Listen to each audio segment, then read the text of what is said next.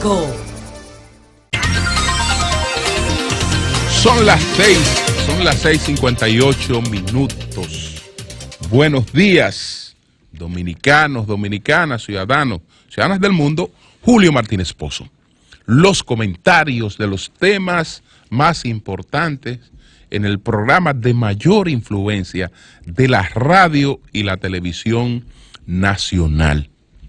En este viernes 31 de mayo, año 2019, buenos días a todo el equipo del Sol de la Mañana, buenos días a toda la audiencia de Sol, a la teleaudiencia de Telefuturo, Canal 23.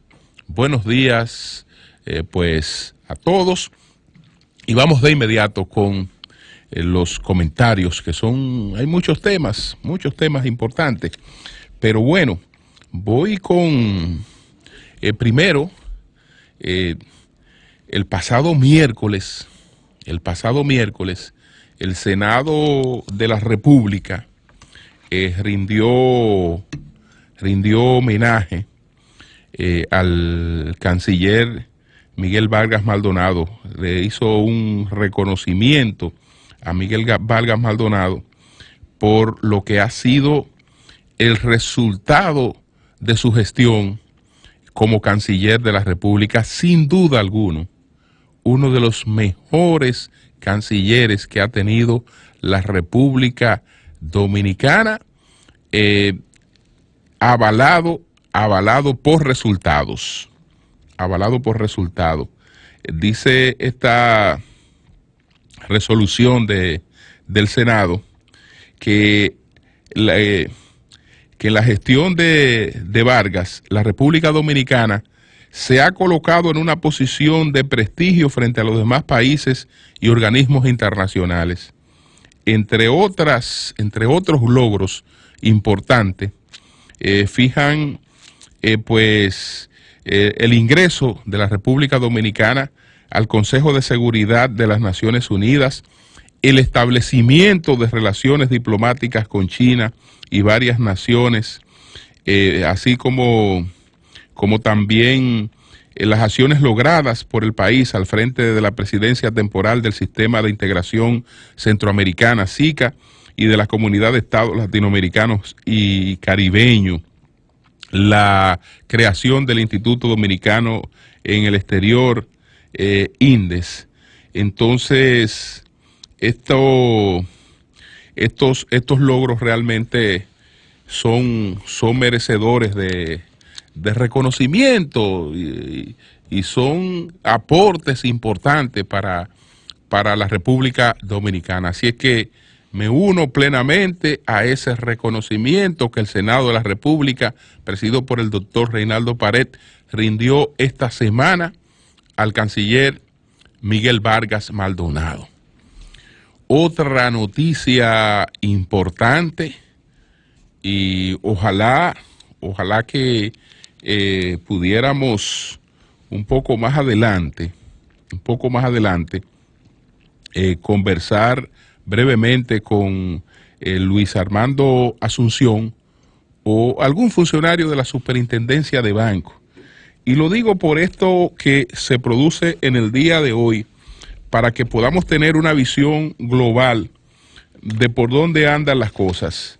Lo que se produce en el día de hoy, o ayer, pero está hoy como una de nuestras principales noticias, es la liberación de 29 mil millones de pesos del encaje legal por parte de la Junta Monetaria para financiamientos a los sectores productivos.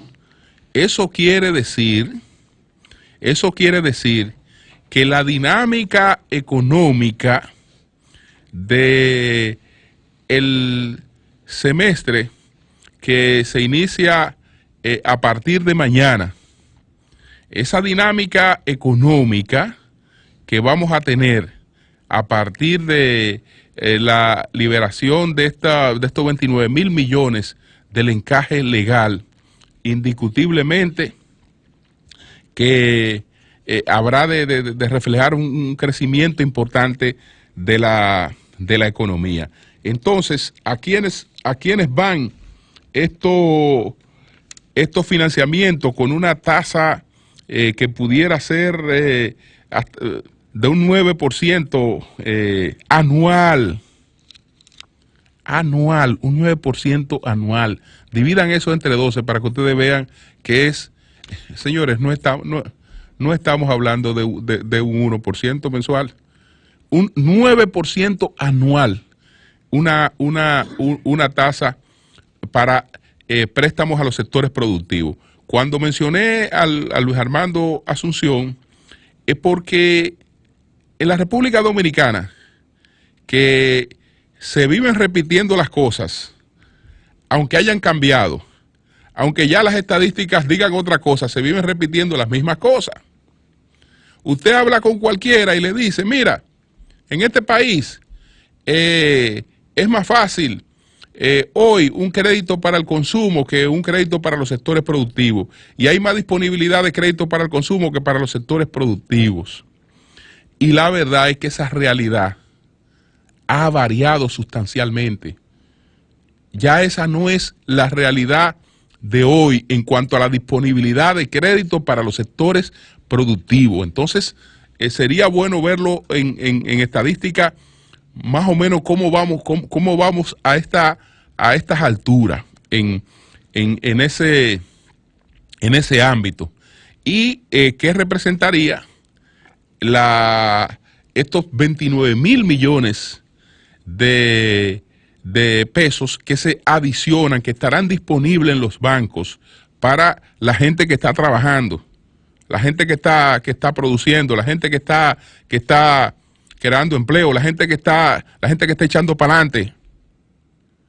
Eso no es verdad de que bueno, que es solo que uno está luchando con... No, que tengo que ponerme en manos de los usureros, que tengo que hacer aquello, voy a hacer un negocio, entonces lo que me voy a ganar lo voy a pagar en intereses altísimos o lo que fuere. No, eso es empuje para los sectores productivos. Entonces, saludo esta medida de la Junta Monetaria, pues encabezada por el gobernador del Banco Central, don Héctor Valdés Albizu, que en una rueda de prensa ayer pues hicieron este anuncio tan importante. Bueno, dice la medida, la nota que acompaña la medida. Esta medida contribuirá a mantener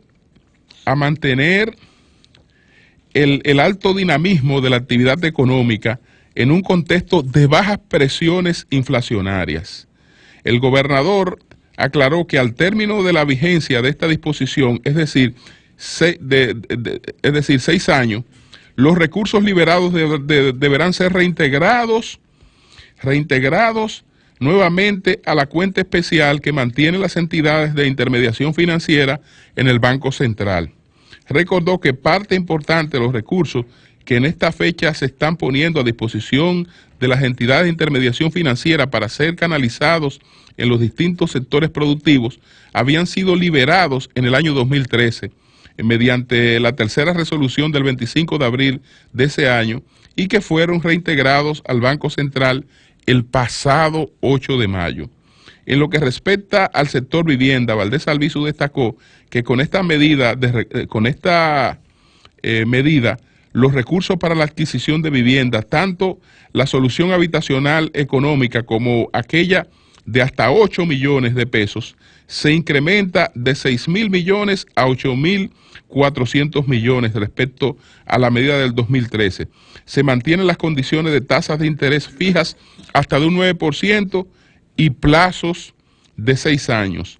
Valdés Albizu explicó que con esta decisión de la Junta Monetaria, el coeficiente de encaje legal para los bancos múltiples quedaría en 11.1% y para las asociaciones de ahorros y préstamos, bancos de ahorros y crédito y corporaciones de crédito en 6.9%.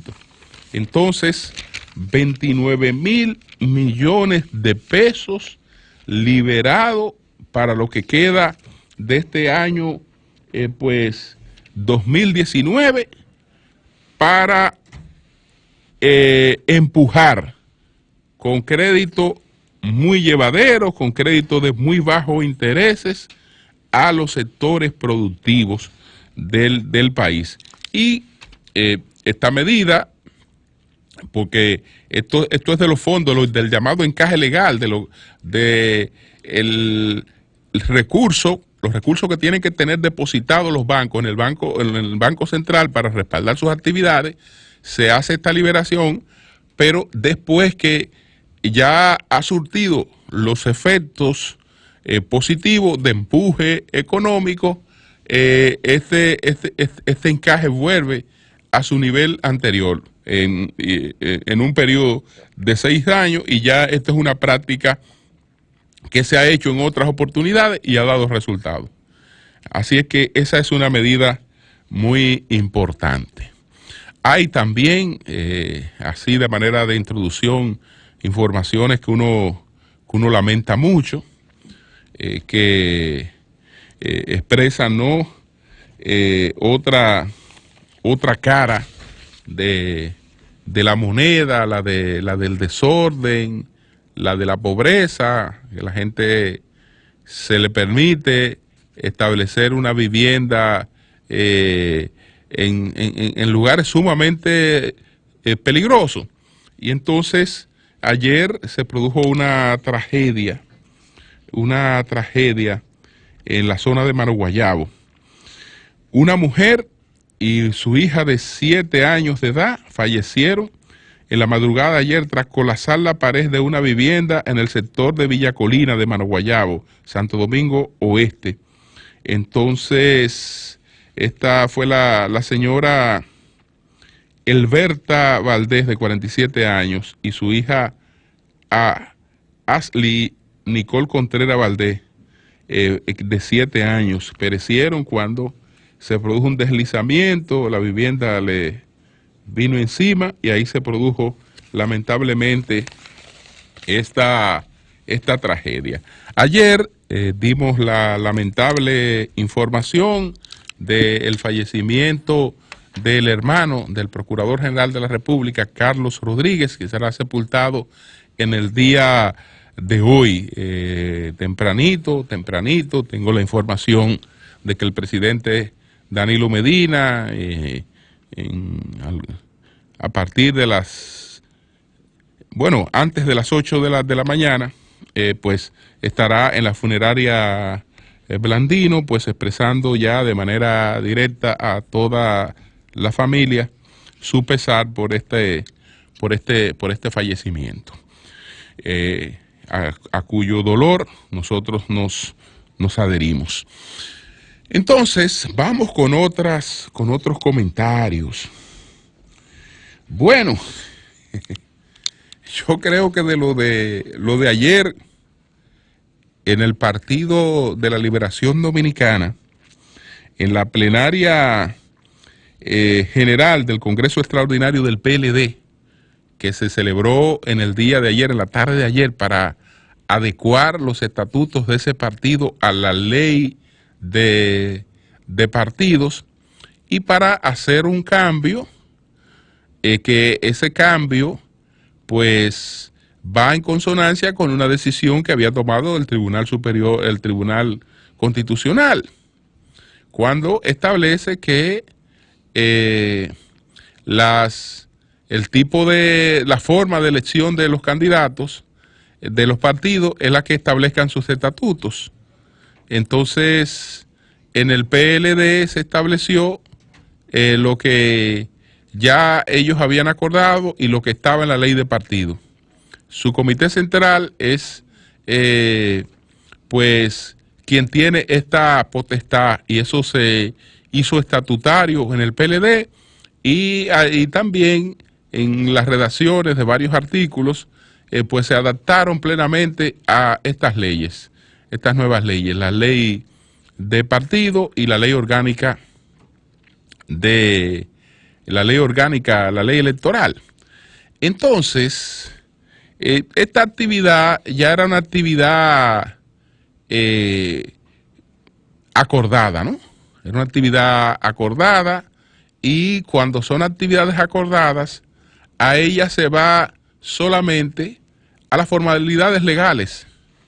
Es decir, el PLD no acordó en este Congreso extraordinario pues la modificación de sus estatutos, sino que celebró este Congreso extraordinario como el requisito legal para un acuerdo que ya se había materializado.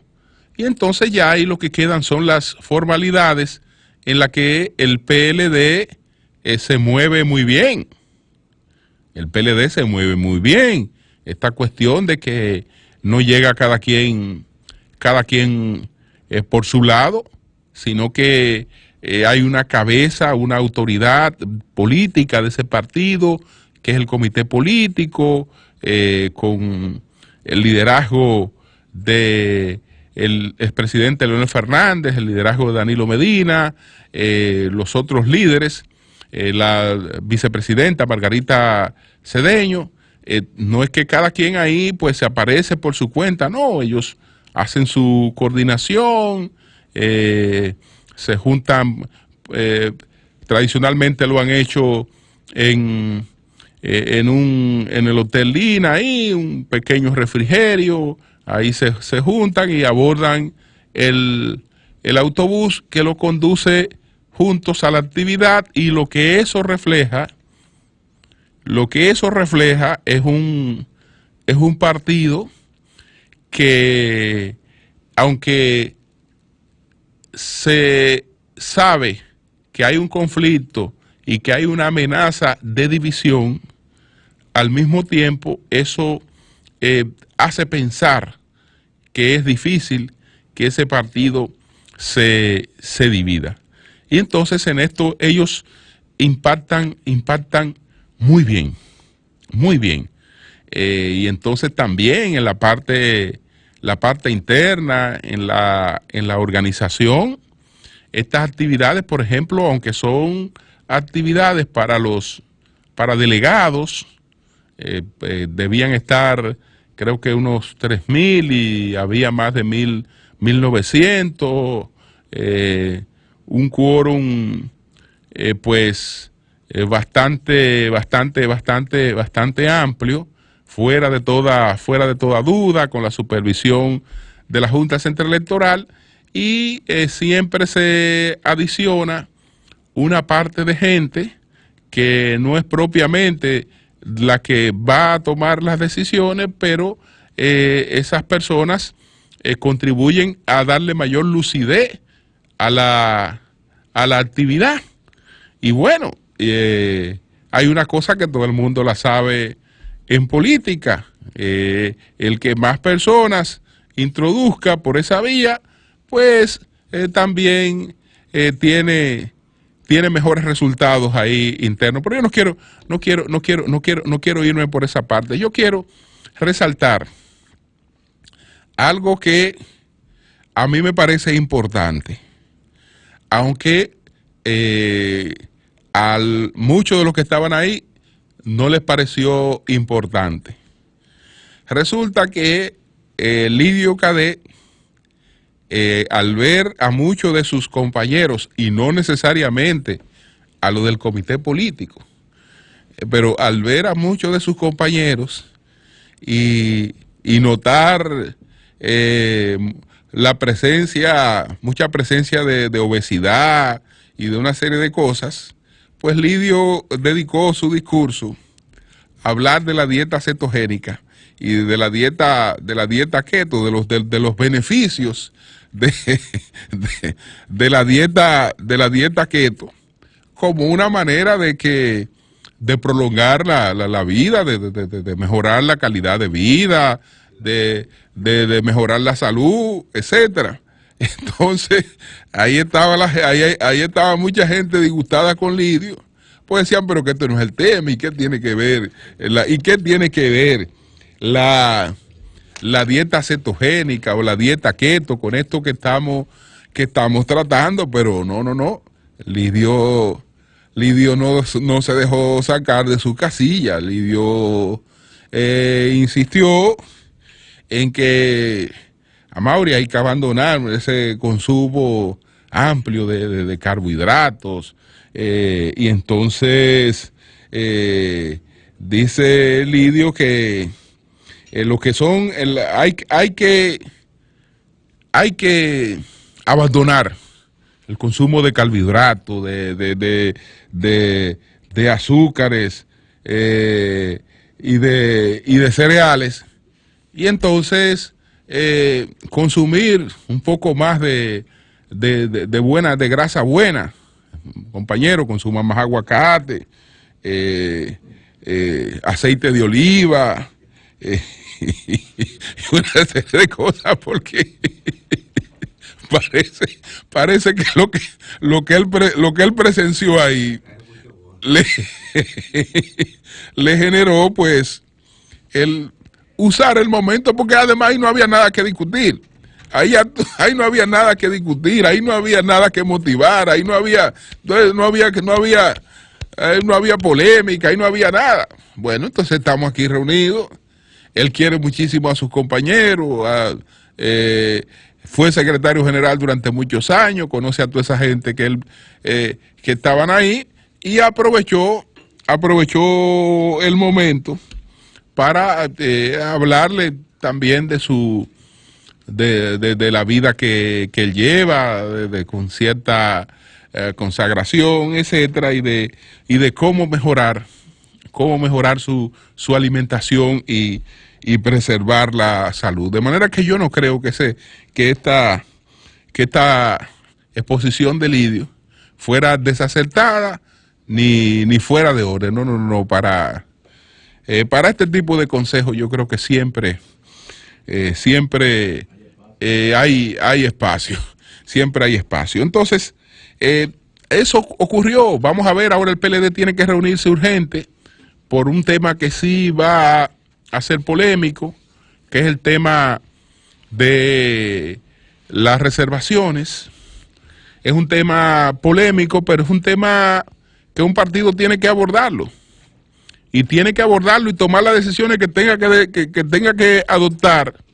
Porque una cosa es las críticas, que mucha gente va a decir, que bueno, que esto no es democrático ni antidemocrático. No, eso es lo que establece la ley. Es decir, eso no es ningún antidemocrático, porque la ley le da la facultad a los partidos de hacer eso.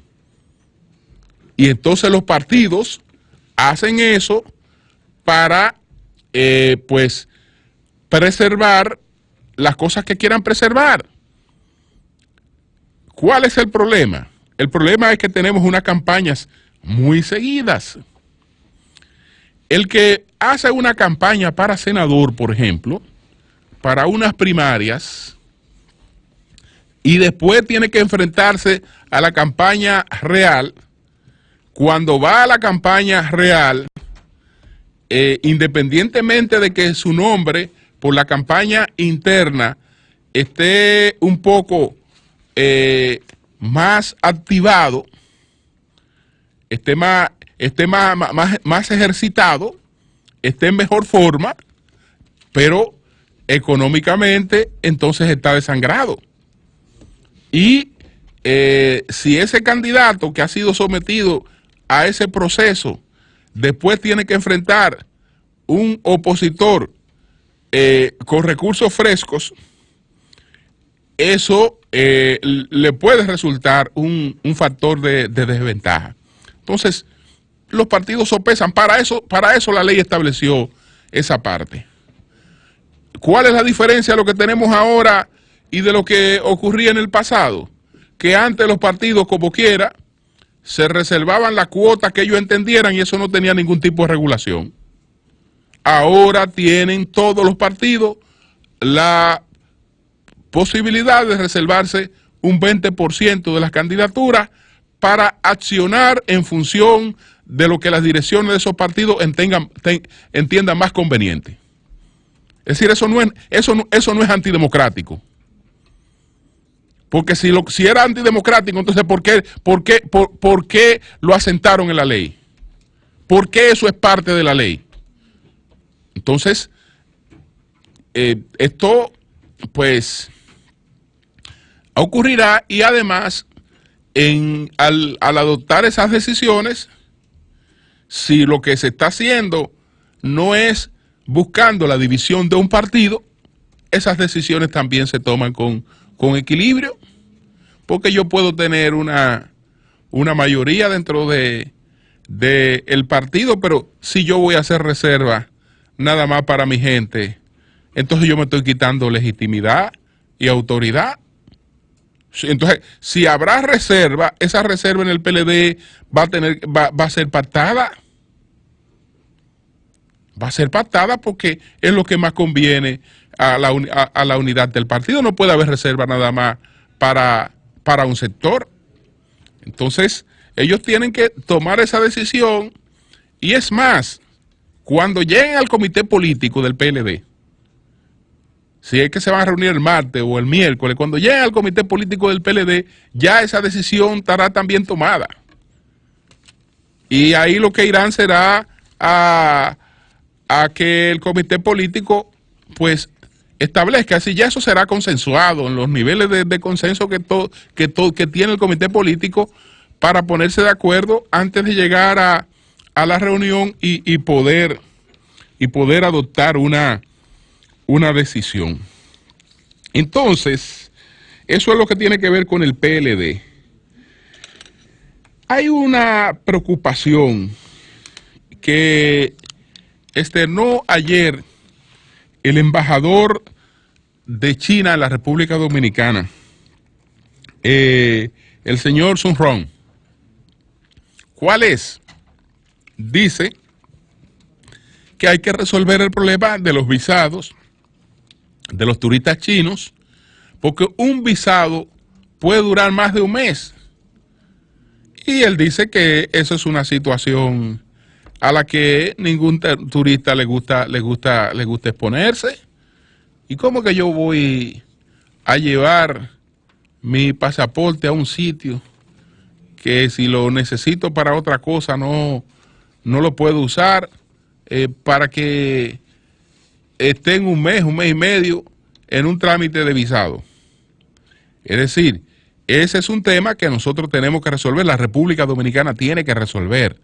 Me imagino que como la República Dominicana tiene una agenda que ha priorizado en el empuje de las relaciones con China, después de haber formalizado sus relaciones diplomáticas y comerciales, me imagino que este es un tema que ha de estar encaminado en cuanto a las soluciones.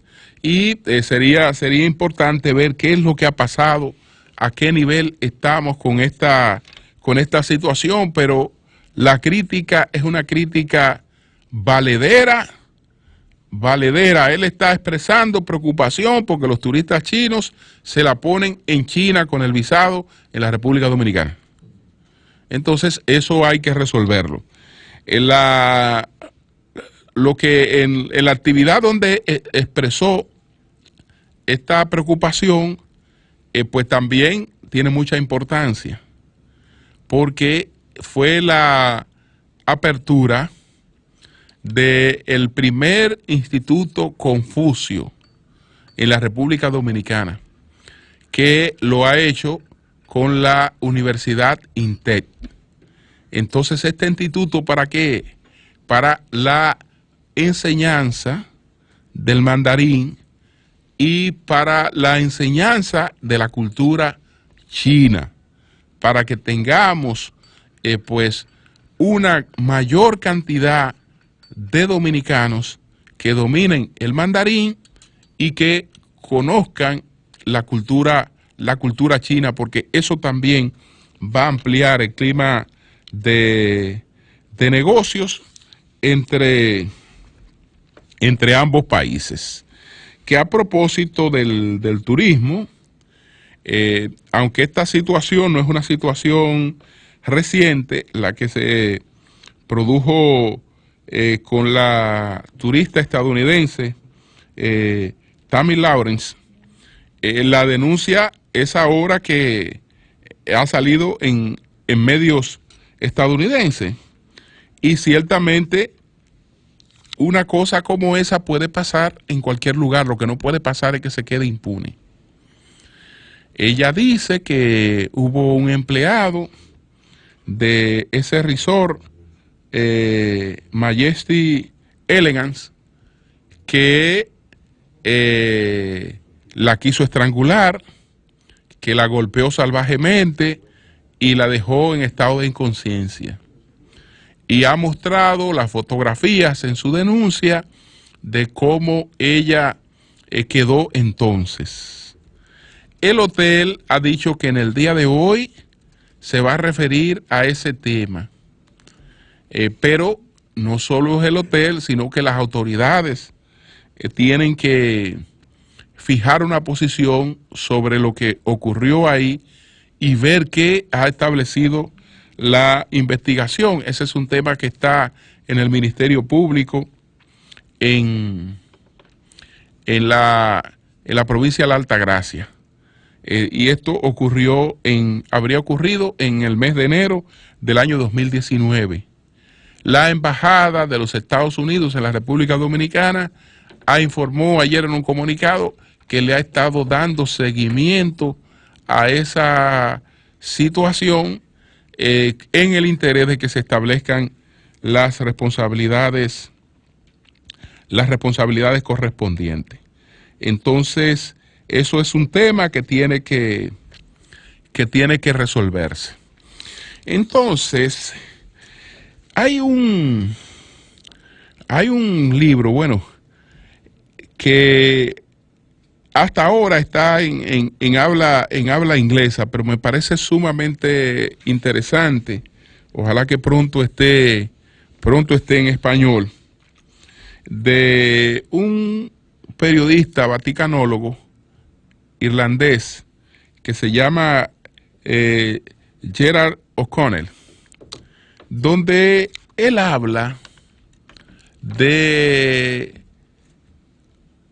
la parte íntima, la parte secreta de la escogencia de Jorge Bergoglio, el actual Papa Francisco, como papa.